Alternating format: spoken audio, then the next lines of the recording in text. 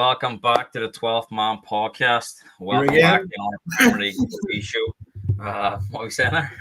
I may as well just be your co-host at this point. Thanks for coming on such a short time as well. 5 Oh. o'clock, not a usual podcast, but I'm being dragged out for dinner tonight. So Per I you. was told the podcast had to be done earlier. So I'll message Emily. We'll hear. Not good enough. But of course, if you are unable to watch live, you can always catch a show on playback. But obviously, make sure you do before 12:30 tomorrow, as we will be talking a lot about this weekend's games. Of course, Brighton take on Man United in the early game. Spurs and Man City amongst the teams at 3 o'clock. Aston Villa take on Arsenal in a huge game at 5:30. A lot of revenge Arsenal fans want. Will they get it? We'll talk about that. Of course, Super Sunday, Texas State, Bournemouth and Newcastle. And of course, Arne Slot makes his debut at Anfield in a competitive game against Brentford. No Monday night game this weekend. So all games being played over Saturday and Sunday, almost like a throwback traditional weekend. Do you like the games kind of spread out, or do you like the Saturday Sunday element of it? I don't like if Liverpool's playing on a Monday. I feel like it drags because you're waiting to the last. So I prefer playing on like a Monday night. Then you're stuck for something to watch. So I like a bit of both, but I prefer the traditional Saturday Sunday sort of slot.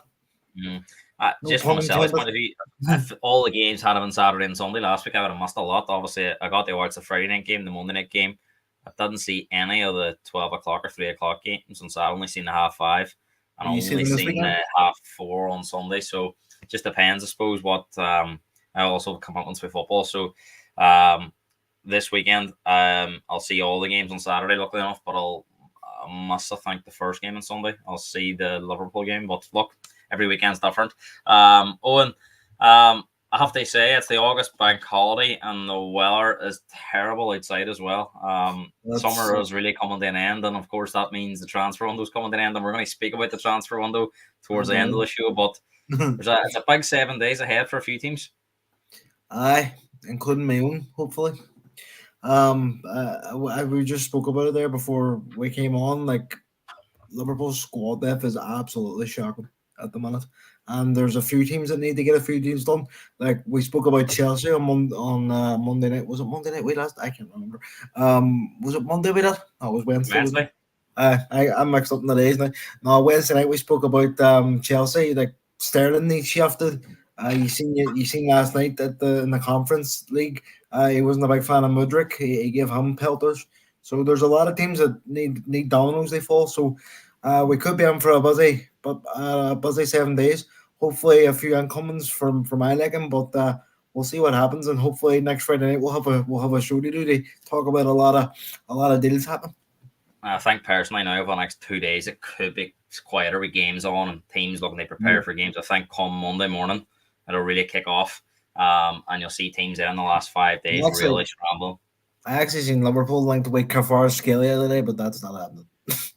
Well, it cost a lot of money, and of course Conte's threatened that one of the reasons he went was that he would stay, but obviously money talks, and we'll see. We'll speak about that a little bit later. Let's look at the Premier League, Owen, because of course there was a big game last weekend in Chelsea Man City, but I think there's a lot more interest around this game on Saturday. Aston Villa taking on Arsenal. Of course, yep. Aston Villa were the only team last season to beat Arsenal twice, and if you look at that, they were 2 points short. And that's the team they lost the most points to.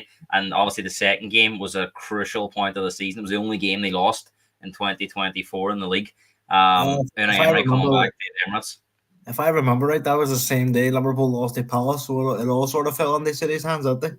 Yeah, it was a great day for Man City. I suppose Arsenal are a team, their fans can get pretty animated, and I've seen a lot of fans on X this week that are really up for this game. They really want to put Villa back in their place. Of course, there's a lot of divide amongst Arsenal fans. There is some sections of the fan base that still aren't a fan of Arteta, and they're still saying about Emery. So this creates a bit of history between the two teams, recent history. I've seen a video on, I think it was the Arsenal fan channel, where some man was adamant that Unai Emery is a better manager than Arteta, and there was a bit of a row going on. But Arsenal's fan bases are like every fan base. There's always a mental case in there. But I'm really looking forward to watching this game tomorrow because I think it mightn't be the most exciting game, but it could be in terms of like tactical wise, it could be a very interesting game. I mean, it is possible to be a better manager at a club than somebody, but somebody else have a more impressive CV. I mean, I wouldn't say Emery had a lot of time at Arsenal, but it was clear to see it wasn't going well. The players, the fans, most of the fans had turned. You could argue that Arteta didn't, or Emery didn't get the same back in Arteta did. But I suppose different times, and they did give Arteta a lot more time than Emery. But it was fair to say that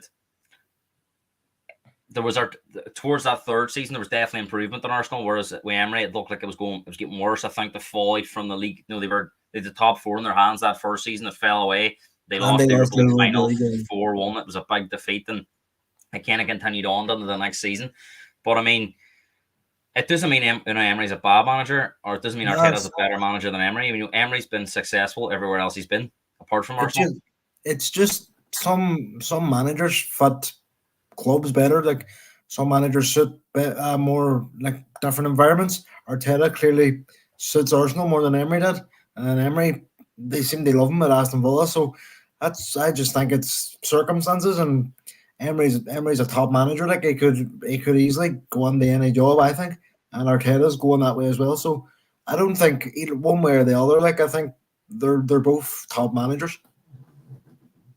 Jamie Carragher wrote an article today saying that Arsenal lost the league against Aston Villa last year, and if they were to lose home and away to Villa again this year, he thinks that would cost them again. He thinks this is such a big game. I mean, we're only the second weekend of the season, but do you feel that this is a big test for Arsenal and Arteta? If they were to get rolled over here on Saturday, I don't mean in terms of rolled over in terms that we know they're not as soft as what they were under Wenger and Emery, but in terms of losing the game, do you think that would create more doubt than hope that it's going to be any different this year? It's hard to say when there's my cousin there. I give him welcome on Michael, but no, it's hard to say because as you say, we're only on the second game of the season, so you don't know. Arsenal could drop points in all our games. Like they have Man City coming up in the next 2-3 weeks, I think, is it, and then Spurs as well. So there's a lot of variables, so it wouldn't be if Arsenal lost. Paul Merson says that these 3 away games could shape Arsenal's season because if they were to not win any of them, he thinks they will be all over already. He don't think they can catch Man City. If they were to take, say, 2-3 draws, even he thinks that they need to probably take somewhere between 6 to 9, at least 6, possibly 7. Even better if they can get 9. But is it too early to be making kind of statements like that? That the league could be over within especially a few weeks. Me personally, I don't take notice of the table until we're like, say, 10 games on. When it starts to really shape, that's when I take notice. After Spurs fall apart, is that what you mean? Well, they're not going to start this year 8 wins in a row. So, but no, I think it's too early to make statements. Like as you say, there's different teams, and it's harder this year as well because Brighton aren't going to go anywhere. They're going to improve. United are going to improve, kind of. So there's a lot of. Is that the kind of feeling, and you have experience with? Is that the kind of feeling that Man City give off, that you kind of feel that you need to take 3 points every week because is that what we're going to see a lot of Arsenal fans say on Saturday to get beat? That, oh my God, it's the same. We're not going to be able to overthrow Man City. You would expect Man City to be put a few past Ipswich before Arsenal play on Saturday, and. But it's very early days to be thinking about how many points are we behind Man City so early on, because Man City are the masters of coming from behind. They've done it so many times before. As you say, but like from my personal experience, if Liverpool play, say years gone by when we were playing Man City, if Man City were playing before us and they won, you would think, right, if we draw here, there's like they do have that effect on you. They do think, if we drop even 1 point, because I remember the season before we won the league in 2019, we drew, or 2020, sorry, we drew with Leicester, we drew with Everton. Like that's how it wasn't the losses that cost us that year, it was the draws. So, and Arsenal as well, was it last year, I think, or the year before, sorry, they lost to Fulham as well. So these you have to. It is important to beat Man City and to beat Spurs, but it's also important to beat the rest of your opponents because the league's getting more competitive every year between that middle ground. Do you think Arteta's on a bit of a hiding off him with certain elements of the fan base? Because They could. Let's be honest, Villa are a good team, and on their day they can beat anyone in this league. Arsenal could play well here on Saturday. I don't think they played bad at Villa Park last year, and I remember the game at the Emirates where Arsenal were brilliant in the first 45 minutes and couldn't score. I think with the Trossard chance. So there's a chance that Arsenal could play well and lose this game or draw this game. So is he on a bit of a hiding to nothing if he doesn't get a win this weekend? Because there is going to be the element of the fan base that doesn't like him and uses Emery as a. I actually think some of these Arsenal fans don't really believe that Emery should be the manager of Arsenal, but they just want to beat Arteta with a stick. So do you think he's on a bit of a hiding to nothing when they play Aston Villa, that he has to get a win or it's turmoil again? Probably, but you're not going to please every single fan in that stadium. No matter, Arsenal could go one easy tomorrow and they'd say, "Oh, but they should have done this and they should have." But if they had done this, we would have scored it. So it's like, it's you're doomed if you do and you're doomed if you don't with certain fans. So, but I predicted. I think I predicted Arsenal. They won on the last one, but we'll get your predictions later on. But I mean, the whole Emery factor itself, does that make this game more interesting than it probably would have been if he wasn't? He's been at Arsenal, chased out the door, done a brilliant job at Villa, got them into the Champions League, but he couldn't do at Arsenal. They had a decent run in Europe last year, and he's probably had more backing at Villa than he had at Arsenal in terms of they backed him with players, kind of the same backing Arteta's got at Arsenal. Does that make this whole fixture? There's also the art element as well that Arsenal fans, some Arsenal fans believe they've went through 3 or 4 goalkeepers and they sold their best one to Aston Villa. So you've got the Martinez factor, you've got the Emery factor. Yep. It almost makes it a bit of not a derby match, but like a lot riding on it. You always get them like sort of money rivalries. That's not really like a known rivalry. Like Liverpool Chelsea isn't a derby, but the fan bases don't like each other, and it's sort of the same at the minute with Arsenal and Villa in a way. But I'm really, as I said at the start, I'm really looking forward to this game, and I think it could be, as I said, I can't see it being the most exciting game, but I think from a tactical standpoint, it could be really interesting to watch because they're both pretty similar. They like the attack, but they're also good to, like Villa like they play a high line, Arsenal like they play a high line, so it'll be very interesting. But I think it'll be a tight game. That's what I'll say. How much of a gap do you think there is between the two teams? I mean, in your opinion, how many Villa players was getting the Arsenal team? Arsenal's best 11 against Villa's best 11? I think Martinez would get him. I think that's it. Maybe Watkins. Maybe Watkins. So there's quite a gap, in your opinion, between the two teams still.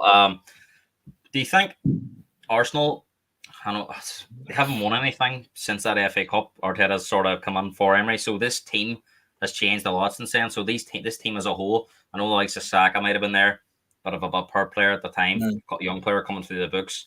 I think he was playing left back at the time. He might have been playing left wing back, yeah. Other than that, I can't think of too many players that are still there that were part of this team. Martinez was obviously part of it. He's fallen out. Do you think this Arsenal team? Sorry, go ahead. I was going to say, there's no excuses now to say, "Oh, it's not his team." He spent the money. He's brought in the likes of Rice and. Do you think they've still got something to prove to? Not just some of the Arsenal fans. A lot of the Arsenal fans are sold on it. But the section of it that ain't, plus the media. Do you think this Arsenal team still has something to prove this season? And I suppose that they have to prove it tomorrow, going to Villa, a place where they didn't win. They didn't get a point last year against this team. If Arsenal go here tomorrow and win, it'll be a big talking point all weekend. Like there will be a thing of they didn't win here last year, but they've got over the line this year. But as we've said on previous podcasts, Arsenal will always have to prove something until they can get over the line in the 2 big competitions that they want to win. It's all as I said before, as much as I loved the Carabao Cup one last season and it was great they won it, I would have swapped that for a Europa League or a Premier League title. So for me, you have to win one of the big 2. So then they can get over the line and then they can right we've done it now. Let's move on, sort of thing. Because if we're sitting here again next year, I think Arteta's position becomes more difficult because I think more fans start to believe, well, he's had 5 full seasons here. He's had a ton of money to spend. Yes, we've improved. Yes, we've challenged, but it can quite easily go the way. Probably not in the same. He didn't get the same financial backing, but we've seen at Spurs, it kind of ran out of steam with Pochettino. Remember Kevin Keegan's Newcastle all those years. There's so many times you can hit the crossbar before the players start doubting that this is the way forward. Because I've no doubt at Spurs, although maybe they pulled the plug early on Pochettino, I do think some of the players after that Champions League final thought, you know what, I think we aren't going to give a blameless manager, and there's a chance that could start to happen at Arsenal if they don't get them trophies on. It could be, I. But you just mentioned Spurs there. Like you seen it. Way was it Christian Eriksen? Like something he was off in the January after. Dele Alli hasn't been the same player since, so it can have a knock on effect. But I think what Arsenal have to do, they have a very young team, so they are going to get better. But I think I know they've brought in Marino now, but is he going to be the missing piece of? Is he any better than Thomas Partey? I'm not so sure. I think they needed a striker, but we'll see. But I think as well that they are thing as well. You have to look at is players like Saliba, who's widely regarded as probably the best young centre back in European football. How long before Real Madrid don't start knocking on his door and thinking because Rudiger's getting older, he'll need replaced. And if Saliba sees Real Madrid winning left, right, and centre, he might say, "Do you know what? I fancy Madrid."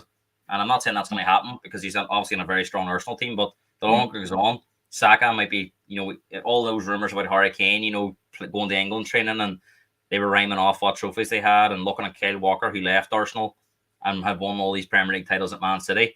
That can start to have an effect as well. It can. Like there's always been rumours about Saka and Man City for years back. Like they've always been sniffing around them. But it'll be interesting to see if not Man City, sorry, if Arsenal go on for Sterling, because I heard Arteta saying today that he's very fond of him. So that could be a move we could see. That would be a very interesting move. I've seen a few Liverpool fans saying that they would take him back. I would drive him to the airport. They send him back to Chelsea if he came back to Liverpool, to be honest. But in terms of Arsenal, it can happen. Like players do come disillusioned. Like I'm not saying it happened towards the end of Klopp, but you can see how refreshed everyone is at the minute. At the start of slots thing, like it's a new sort of style of play. They're buying into it. So I think, as we said there, I think Arsenal have to get over the line on one of the big competitions this season, and then they can sort of not relax, but they can say, right, we've done it now. Let's go on and one more. Yeah, that's it there. I can't remember what I said there. What were you saying just before? Because that's all in my head there and it's gone now. Well, was it I can't remember either. Something about the style. I can't remember exactly now. But look, move on to Aston Villa. Because in all of our early season predictions, and I've seen a lot of pundits as well, people saying Villa are going to struggle for kind of top six this year.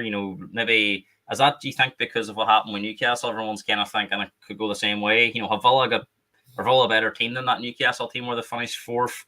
And I mean, everyone kind of fancied West Ham last week, and Villa were worthy winners.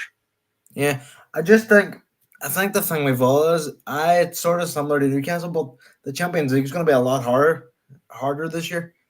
I know Newcastle had a very tough group last season, but was it? Last season, yeah, PSG, Dortmund, and Milan. The season's just sort of bet on they won at this point, don't they? But it's going to be a lot harder in the Champions League. That's why I think a lot of people are writing Villa not off completely, but I've seen a few people predict them in their top four. No, I haven't, but it wouldn't surprise me if they do get there.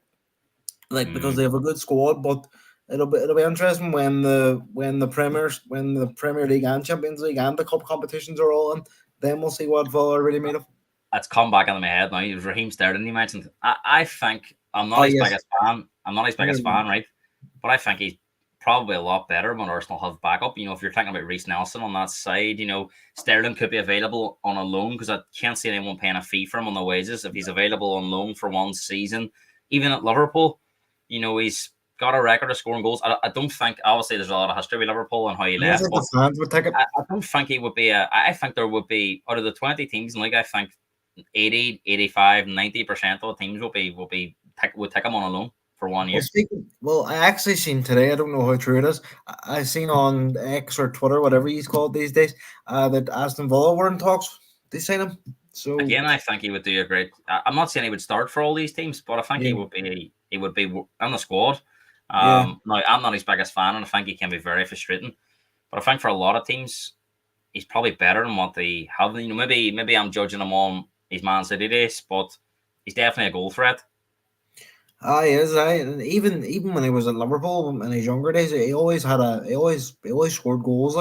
So he's always been that sort of goal getter. But I do think his best days are behind him. But There's been a lot of talk of him going to Saudi, but apparently he wants to stay in England. So it'll be interesting to see. We'll get into it when we're talking about transfers, but it'll be interesting to see what happens. I think personally something will happen in the next 7 days because I just don't think Chelsea, if Chelsea even get a loan offer, they'll take it because it gets 300 grand a week off the wages. Would you take him at Spurs? No, because we have enough of them. We already have Timo Werner. Imagine having them two. Gee, you'd be showing, you'd be breaking TVs every week. Newcastle could be potential sitters. Yeah, I think even the Palace were interested. I think the problem will be for a lot of these teams is even the wages. Maybe Chelsea might have to pay even half his wages to get them out the door. Speaking of Newcastle, maybe it's just my Liverpool head on, but I honestly, not this one though, but I honestly do believe next summer that Anthony Gordon will join Liverpool. So maybe they could do something there. How long's he got in his contract? Gordon, I think if he goes on the next summer, he has a year left or 2 years. Right, so might be a bit more deal next summer. Well, let's look at the Premier League fixtures. We will come to the transfer stuff at the end. Plenty for me to talk about. Yeah, plenty for us all to talk about. I think. As he says, no Friday night game this week.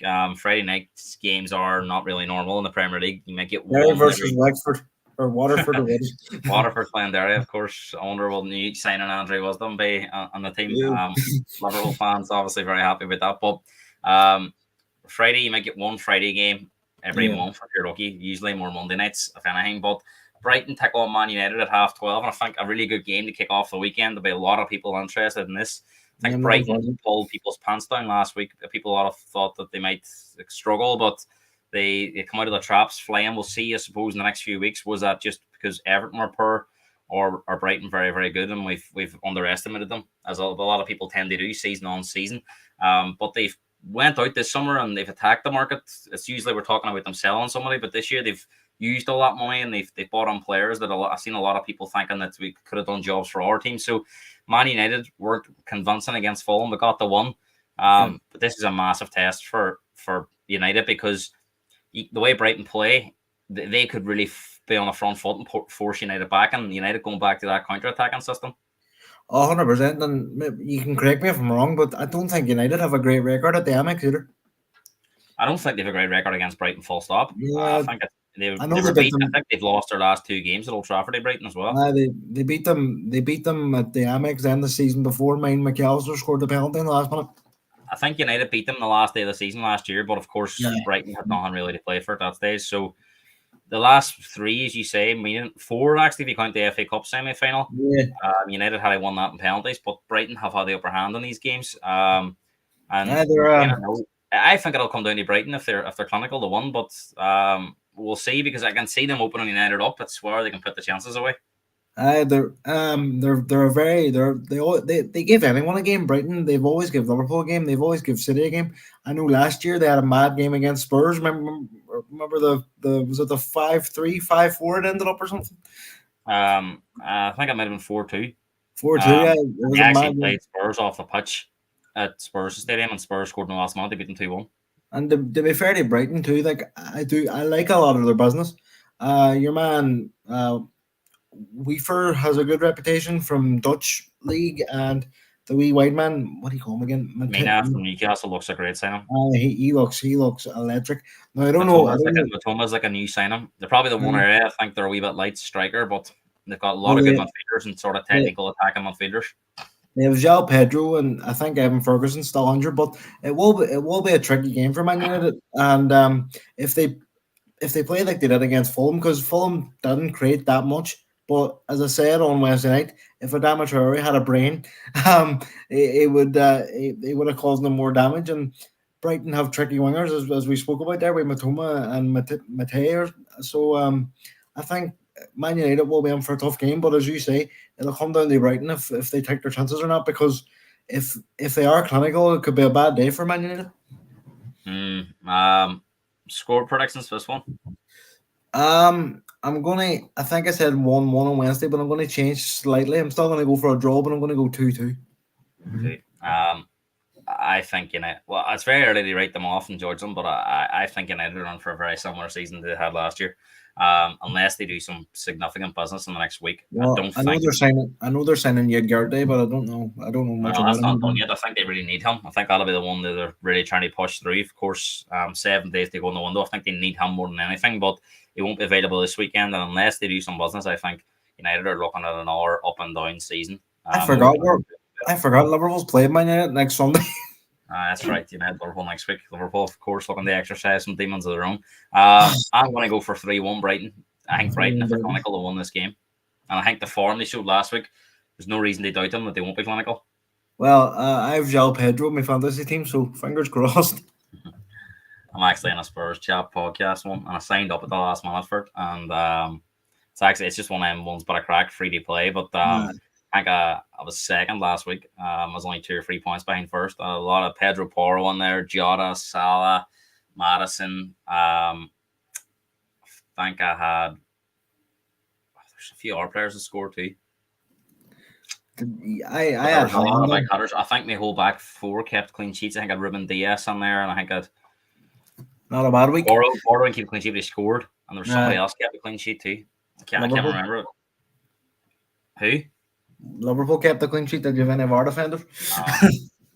I didn't put any Arsenal players on because I couldn't fist it. I couldn't myself to hit, but we'll see. I thought I've Solanke in there to be fair, but I've replaced him for Richarlison tomorrow, and we'll talk about Spurs when we get to them.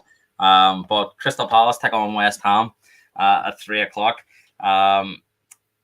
London derby. Sometimes this fixture can often produce goals. If you look through the records, both need the one really. Both need the one, but I think both this fixture last year probably wouldn't have whetted the appetite. But I think both have more attacking managers now, and I think Palace were very unlucky last week not to get a result. And West Ham, you think, can only get better from the new manager coming on, and you would imagine now he's going to unleash some of them new signings because he kind of went with a fairly similar team to what West Ham had last year. I'll be very surprised if like the likes of Somerville doesn't start or Wan-Bissaka and Fulkirk doesn't start tomorrow. Yeah, and Palace, although they lost Joachim Anderson, it looks like they may well keep Mark Gahey and Erebechi Eze, so that'll be a big boost. How do you see this game going between these two teams? I'm gonna go for another draw. Actually, I'm gonna go 1-1. I'm gonna go for the same. I think it'll be a 1-1 draw. Fulham tackle on Leicester at 3:00. Fulham beaten by Man United last week in a bit of a drab game. Caught right at the end. I think it was one of them games where I think if they had got a point, they'd have been happy enough. But if Leicester play the way they did in the first half and against Spurs and Fulham actually take their chances, then it could be a bad day. I think Fulham are lacking a wee bit in the attacking area. I think too many players like Iwobi and Traore are inconsistent. Muniz had a good season last year, but it's asking a lot for him to go again. He's actually in talks to leave, I think. Jimenez is not the Jimenez of old. It was at Wolves before that head injury. I think they're a wee bit light in that area, and Smith Rowe's injury prone. So, look, Fulham, I think will be okay, but I think they'll be one of them teams 1 week they can get a great result, and then other weeks they'll play a team near the bottom and they'll struggle. So, Leicester will probably think, as you say, I think they'll if they play the way they did in the first half, they're going to struggle most weeks. But I think they'll probably be thinking, well, I don't think Fulham will be able to do this what Spurs did in that first half. So it might be a bit of a leveler for both teams. But Fulham being at home, probably favourites. I'm going to go. Based on what I've seen in the first half with Leicester, I know Fulham aren't at the level of Spurs, but I just think it'll be a comfortable one for Fulham. I'm going to go 2-0 Fulham. I'm going to go for 2-1. I think I might assist 2-0, but I think Leicester might have a Vardy or somebody might have a goal on them. But I think Fulham will be too strong. Man City Ipswich could be the biggest mismatch in the league this year. Man City, strong favourites. I think a lot of people are just predicting scorelines. They're not even thinking about the match results. So, Man City, of course, big one against Chelsea last week. They start the season, and they finalised the signing of Gundogan today. So they've strengthened the midfield as well. And if you think about it, they let Gundogan go last year, brought Kovacic in, and now they've got the two of them. So they've just strengthened completely. Ipswich are trying to get some business done. Jack Clark from Sunderland is on his way, along with Broja from Chelsea as well on a loan. So that'll definitely make them stronger, but not for this game. We're not going to have them available. No, that Armando Broja boy is how is he a Any professional? loan signings is he going to have? I know, like, it was at Fulham last year, didn't play. It was at Southampton the year before, or the year before that, and didn't play.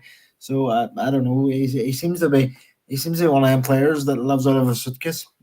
And There Jack, was a clause on his contract last year. If he played so many games, Wolves had to buy him, and he was at Fulham had to buy him. And I'm hearing that they've actually scrapped that this year. There's a mandatory clause of Ipswich. They have to buy him for 30 million. So Chelsea will be saying a prayer that they can, because they obviously want money in. And for just an academy player, they can register for 100% profit in the book. So I just think Ipswich are really light. Jack Clark, really talented player, was at Leeds, went to Spurs. Yeah, it didn't work out. But he's been brilliant for Sunderland. It'd be interesting to see. Maybe he's more ready now, and he's playing at a team that there won't be as much pressure on in terms of winning every week.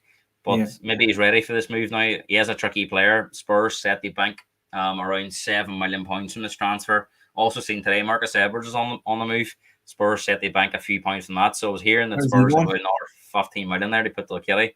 But like what Liverpool have, with certain players moving on. So where's Edwards go? I can't remember now exactly, but I read something that he's close to a move somewhere. I don't think it's Premier League. I think it's Juventus. I know it's somewhere in Europe. So I think Spurs have a 25 clause for 25% for Clark and 35% for Edwards. Not bad, but not bad business. But in terms of this game, like these are the games where Ipswich know they're going to get beat. So it's just about keeping the score down. I don't even know. Will they be able to keep Man City at bay? You think, or you think it'll be a big scoreline? No, Holland will probably get about 6. No, but I'm gonna say I'm gonna go 5-0 Man City. 5-0 Man City. I'm gonna go for 3-0. You think they'll take Kelly on them? I think Palace now, according to sources. I think that will be a decent signing for Palace. Suppose a bit of a replacement for Elise. Left footer, plays off the right. Edwards had a massive reputation at one stage at Spurs, but his attitude let him down. He went to Portugal with Victoria, done really well. Went to Lisbon's, done well. So hopefully, for his sake, he can really kick on now if he is a Palace or another club. And if it is Juventus, a more team with a bit more pedigree. Juventus are actually trying to sign another boy who has an attitude problem, it seems. Jadon Sancho. Sancho's been like everywhere, hasn't he? Southampton take on Nottingham Forest. Nottingham Forest, I think, are seen as the most likely team that was in the league last year to fall down with the promoted teams that come up. So this is a big game. Southampton were wistful last week against a 10-man Newcastle. They had no one gave them a prayer going to Newcastle, but of course that changed very early when that red card came on, and they probably should have won the game. So they've missed an opportunity to steal points where they weren't expected to. But this is a more favourable game, and I think they'll be targeting this potential 3 points, because if we're going to stay up, these are the teams you have to win. These are the games you have to win. Forest, very, very poor on the road. They've been poor on the road since they come on. So tricky one to call. Forest have a bit more experience at this level, but and is it Forest or Bournemouth and Katie is going there? Forest, apparently.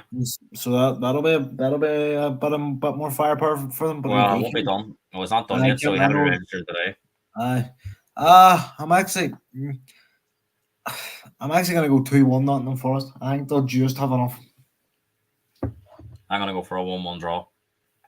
Plenty of ones this weekend. Final 3 o'clock kickoff. 7-0 Everton.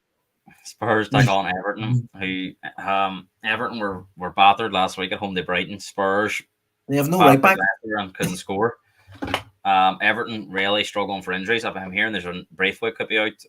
Tarkowski could be out. Young's obviously suspended.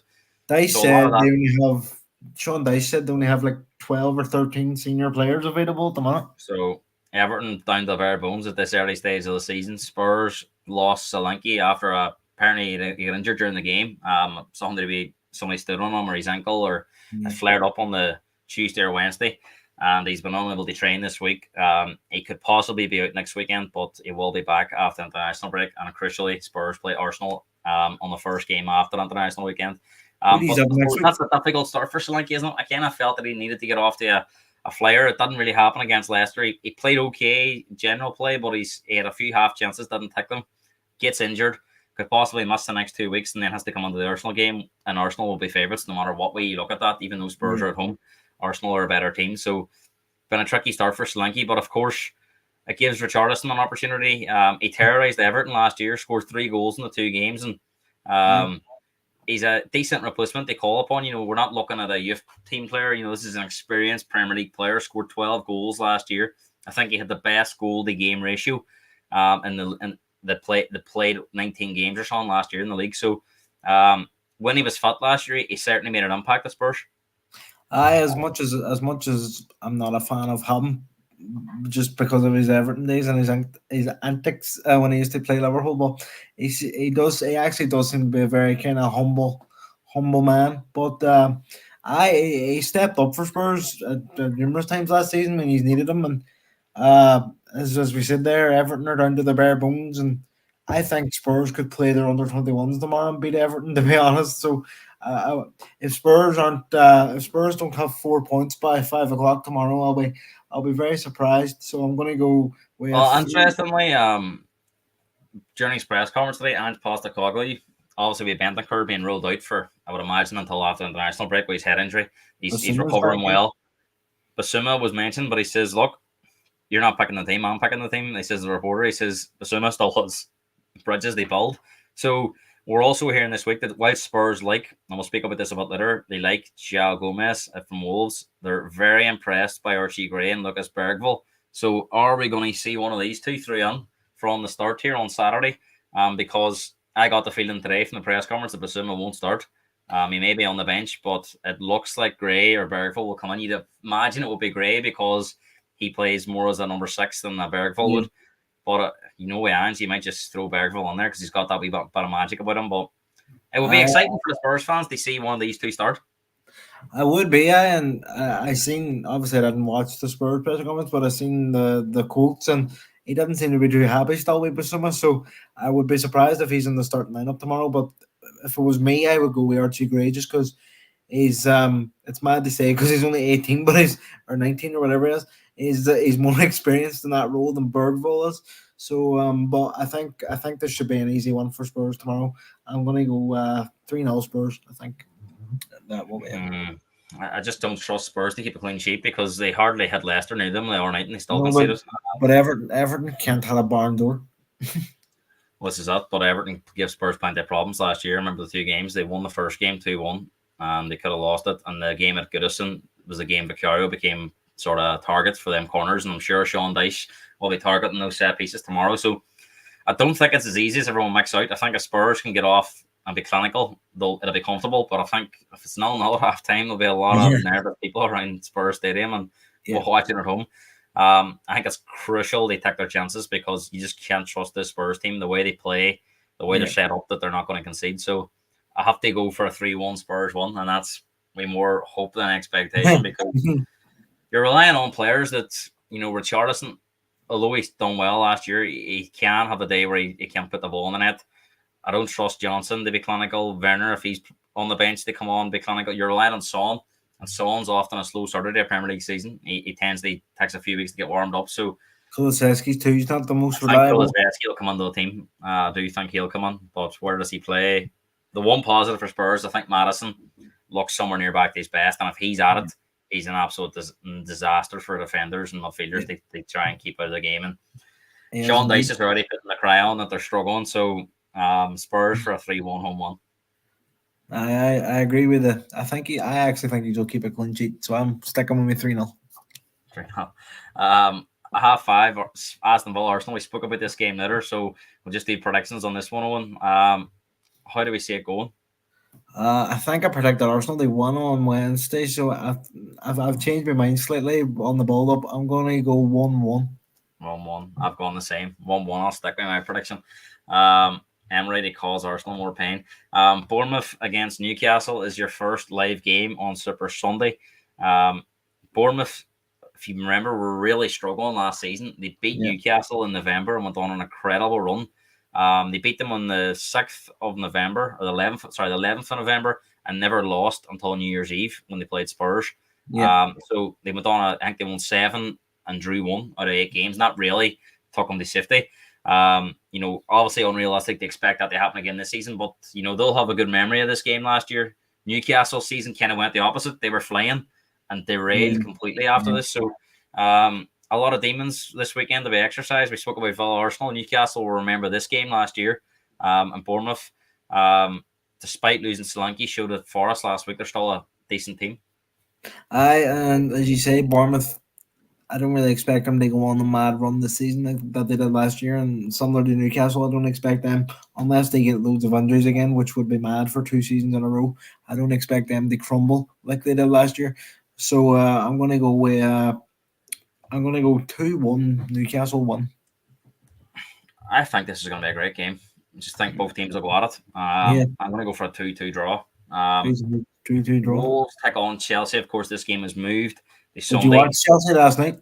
I didn't watch it, but I heard they were bad against a very below par team they were playing.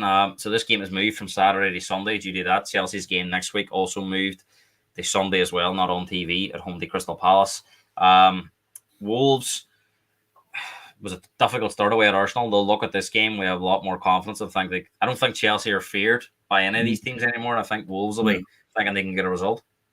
And as you say, tough start for both teams really, because they both had the top two last week. So I know Wolves are one of my predictions to go down, but I think they'll get a point here. I'm going a lot of draws this weekend. I think I'm going to go 1-1 again. Maresca, if there was Chelsea fans giving him a pass last week against Man City, he won't get a pass if they lose this, will he? No. There'll be Maresca trending on Twitter tomorrow if or on Sunday if they lose. Just because of the toxic nature around the club at the minute, I think Wolves, although they've had some struggles with transfers, there's a unity at Wolves where there isn't at Chelsea, and I don't know if Maresca knows what his team's going to be on Sunday yet. So many questions, and I think Wolves can be, as we've seen against Arsenal last week, were pretty well organised. They were undone from a great cross and a fantastic strike from Saka. They're not going to be easy to break down. So I think Wolves can like this. I'm going to go for a 2-1 Wolves 1. 2-1 Wolves. 40 back Chelsea at the moment in any game because you just don't know what you're going to get. Because for all the signings that they're making, they don't know their best 11. They have, as I said, it took Pochettino the back end of the season to work out his best 11 last year. And as I said on Wednesday, where are they going to play all these players? João Felix and Cole Palmer. They have Madueke is looking to be sold, and Kunku, Jackson. They're kind of apart from Jackson, they're all kind of number 10s or white players, and there's only 2 players can play every week in that position. And then on the wings then as well, you have Neto now. You have Mudryk. Well, that's it. I mean, you think Palmer's going to play, so there's only really 2 other spots behind Jackson. And you've got Madueke, you've got Mudryk, you've got Felix, you've got Sterling's been shipped out. Neto. You've got your wee man they signed from Portugal, Vega as well. You've got the boy from Barcelona that's Mustard Sitter last night. So I don't know what they're doing, and then they're looking to bring in Osimhen. I actually hear the deal they took Lukaku in Napoli's broken down. I've seen that today, so I honestly don't know what they're at. Shambles, just of a club at the moment. Last game of the weekend, though, you'll be looking forward to this. You'll have watched everybody else. Slots home debut against Brentford, competitive debut at home. Brentford got a good one last week. And we're basically sending all our unwanted players to Brentford. So Brentford's always a game when you're playing them. You don't know what they're going to get. Then more so away from home, but I think they can be tricky. We don't know what's going to happen with Tony. Is he going to play? Is he going to not? But I'm not underestimating Brentford here, but I would be surprised if we don't get the 3 points. I think it'll be interesting to see if Thomas Frank actually starts the 2 boys, Carvalho and Van den Berg. Be interesting to see if they actually get started. Carvalho will play because he's had a bit more training time, hasn't he? Yeah, but I'm gonna go with 3-1 Liverpool. I think we'll concede on this one. I'm gonna go the same 3-1 Liverpool. But comfortable enough. Owen, transfer window update. We're getting towards the last 7 days of the transfer window, so you never Thank know goodness.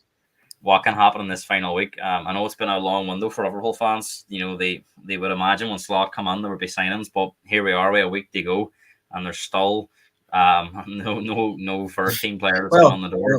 well, we signed a young boy from Wolves today who's 16. So yeah.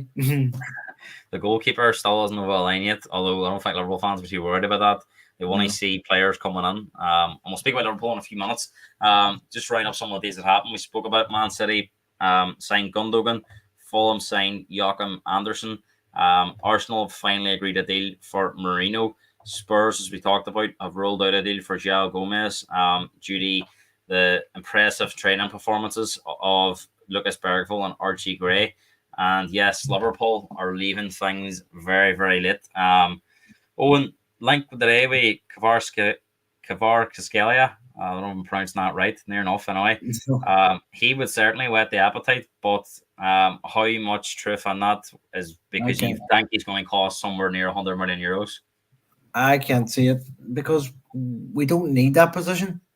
He's a left winger. We have Gakpo, we have Diaz, we have Nunes who can play there.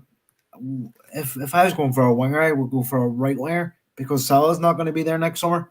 He's going to walk out the door for nothing.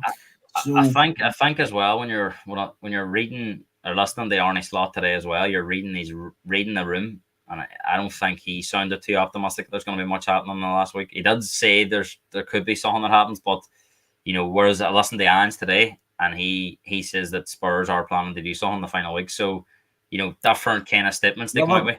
Liverpool are that. Liverpool always do that. Liverpool always keep their most of the time keep their cards close to the chest. So they're keeping them very close to the minute. Yeah, because but you remember in pre-season, Arne Slot said he would be very surprised if there was no signings. So he was obviously told that there was going to be signings, and I know we wanted Zubimendi, and that didn't happen. So I honestly, if you're asking me now, do I expect Liverpool to sign anyone other than Mamadashvili? I would be very doubtful. I was 50-50 on where would that leave Liverpool, do you think? Would it be very, very short? You think it could be in a real battle for that top four? No. I think I still think we'll be comfortably top four. But I don't want to be comfortably top four. I want to be challenging. Well, I mean, if they were to have a season like Spurs have, when they lost 3 or 4 of their best players, they would be under real pressure, wouldn't they? Yeah, but thankfully, I know that's not likely to happen. But thankfully, there is seasons sometimes. You think about that year Liverpool lost all their centre backs. They've got very little centre backs. They lose at the moment. They're down to the bare bones there. If they've any injuries at the back, you're going to be relying on youth players to come in. No, we still have Nat Phillips, who Kwanzaa's injured at the minute. But I don't know, like the players that we're selling, I'm not too worried about because they weren't going to have futures. But it's the not replacing them, and then we're hearing today that Bajcetic is going to be sold or loaned. I think he's assigned 3 players in the last week, including the goalkeeper. I think he's assigned 2 more. Now, probably not the names that you want, but definitely some reinforcements. Just names through the door to shut up fans. Well, I don't think they'll just sign anyone for the sake of it because I think they've learned before bringing in players like Arthur Mello on loan and players like that doesn't really work. Do you remember that season? Do you remember that season we had no centre backs? We signed Ben Davis, and he never kicked the ball for us. The boy that not the boy he now plays for Rangers, I think. I think they'll bring some sort of reinforcements on because I think they're really, really short for Champions League, Premier League, and Cups. I can't see Gomez leaving now because of how short we are. So it'll be interesting. But there's going to be more outgoings, I think. That's what I mean. We've sold well in this one, though. We just haven't bought anyone. What else do you expect in the final 7 days? Is there going to be more madness at Chelsea? Probably. They'll probably, by the time we come off this podcast, they'll probably be in talks with about 5 different players. But as you say there, I think Spurs will do more deals. I think Spurs will get 1 or 2 in. What are you expecting? 2, 1? 1 possibly. Or 2. I would love to, but I don't think 1. I think we need a centre back and possibly cover at left back. Well, and then I think we need a midfielder, but the problem is with a CDM spot is you're going to pay a premium. I just don't see. There's a lot of clubs that need CDMs. Excuse me. I think United will do business. And then I actually think on deadline day too, you'll see deals that were never linked all summer, and then Nah, they'll well, just I think Reggie they'll just on usually happen makes like a that. move on deadline day unknown somewhere, so he'll probably go somewhere. You'll probably go to like some big club that he's terrible for. But no, I think this deadline day will be a lot busier than last year's. Well, we'll see, because if it is busy, we'll be on here next Friday night. They Right, checking for my the phone final going, orders. checking my phone going up. Arthur Mills back on loan I don't class. know how I'm going to work it, because I'll probably have to have my phone hooked up to something to get refreshments or something, because no, keep it refreshing, because obviously we're on here. It's very difficult to chat through the camera and keep your phone Yeah, on, but I'm not sure how I'll do it. But because hopefully. it's go long in the days you would it for Sky Sports News. It's all done now on X or Twitter, and right before. Aye. So it's That's why I hate the likes of Fabrizio Romano now, because they ruin it. Because you know what players sign them before the then Sky breaks it like 2 hours later. Like, yep, we knew you already. yeah. I know. Well, that takes us to the end of the podcast, sir. It's been brilliant to have you on. Um, as we says, we will be back next week to talk about the weekend's football, and of course, we've got a buzzy week next week. We've got the Champions League draw, Europa League draw, and the Europa Conference League draw. If you're interested in that, we've got transfer deadline day approaching. As we move on to that, we also have another big weekend of football next weekend. We've got Celtic Rangers, we've got Liverpool, Man United, Liverpool, Newcastle, Spurs. So, although the international break does follow that, there's a lot of good games to come before that They always happens. And of course, the they always draws for do the that. Champions League. They always do that, don't they? They always put on the class games before the international break, and you're going. I can't remember ever Spurs playing Arsenal straight after an international break too. That's I can't remember if that's ever happened. It's No, I usually can't. a lot of build updates that week, but Yeah. I've never seen like a 2 week gap for it. But look, here we are. Maybe that'll be the best time to play them. I don't know. Hopefully for your sake, but at least in the international break this time We need a one this week, because we've got two graveyard fixtures for us. We've got Newcastle away, and that's been the worst away plus for us in the last 2 years. I mean, I think we've been beat 9 or 10-1 on aggregate. the only thing about the international break this time is at least we'll have Ireland and England to watch, so that'll be kind of tasty. Well, it'll be interesting to see. Probably get the better version. England easy, brilliant in the qualifiers and then Nations League games. But when it comes to the crunch, they don't turn up. But we'll see. Owen, top man for coming on. If you're new around here, make sure to like the video, subscribe to the YouTube channel for more content. As you said, we'll be busy next week with the review of this weekend's football, Champions League, Europa League, and Conference League draws, transfer deadline day, and of course the preview for next weekend's football. So make sure to tune in for that. Me and Owen and the rest of the boys will see you very soon. Thanks very much. Cheers.